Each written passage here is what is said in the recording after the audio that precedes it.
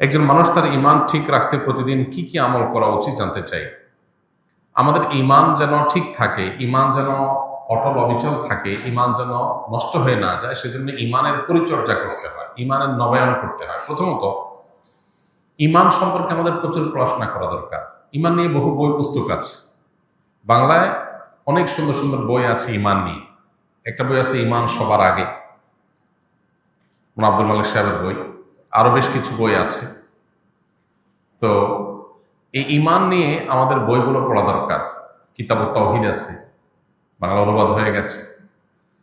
তারপর তাকওয়াতুল ঈমান আছে, বাংলা অনুবাদ হয়ে গেছে।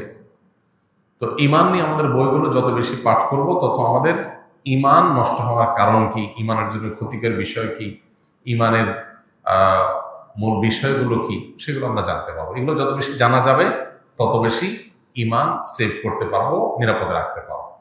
দ্বিতীয়ত, ঈমানকে ধরে রাখার জন্য, ঈমানের উপরে অটল অবিচল রাখার জন্য, ঈমান যেন নষ্ট হয়ে না যায়, ঈমান যেন ভঙ্গ হয়ে না যায়, সেজন্য আমাদেরকে বেশি বেশি কোরআনে কারীমের তিলাওয়াত, আল্লাহর আয়াত, আল্লাহর নিদর্শন, কুদরত, এগুলো নিয়ে গবেষণা, চিন্তা, ভাবনা করতে হবে।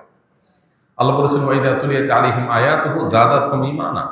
আল্লাহর আয়াত যখন পাঠ করা হয়, তখন তাদের ঈমান বৃদ্ধি পায়। এজন্য কোরআনে কারীমের আয়াত তেলাওয়াত করা, অর্থ সহকারে বোঝা, আল্লাহর কুদরতগুলো নিয়ে চিন্তা গবেষণা করা, এগুলো মানুষের ঈমান বৃদ্ধিতে সহায়ক হয়। পাশাপাশি ঈমান সংরক্ষিত রাখার জন্য কিছু দোয়া নবীজি শিখিয়েছেন, যেমন রব্বানা লা তুযিগ কুলুবানা বা'দা ইয হাদাইতানা ওয়া হাব লানা মিন লাদুনকা রাহমাহ ইন্নাকা আনতাল ওয়াহ্হাব। এটি কোরআনে কারীমের একটা দোয়া, যার অর্থ হলো, হে আমাদের রব, আমাদেরকে আপনি হেদায়েত দেওয়ার পর অন্তরগুলোকে আর বক্র করে দিবেন না, বিভ্রান্ত করে দিবেন না। আপনি সবকিছু দানশীল, সবকিছু দান করে থাকেন।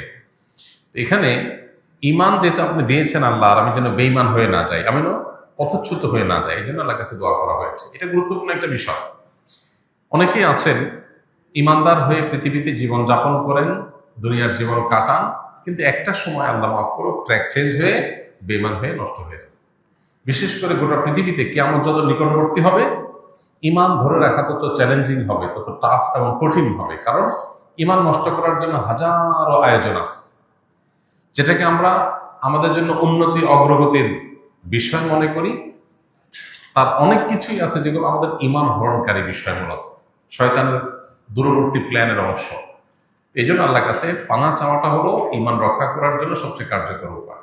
আল্লাহ যেন হেফাজত করেন, সেজন্য দোয়া করতে থাকতে হবে। আল্লাহ আমাদের তৌফিক দান করুন।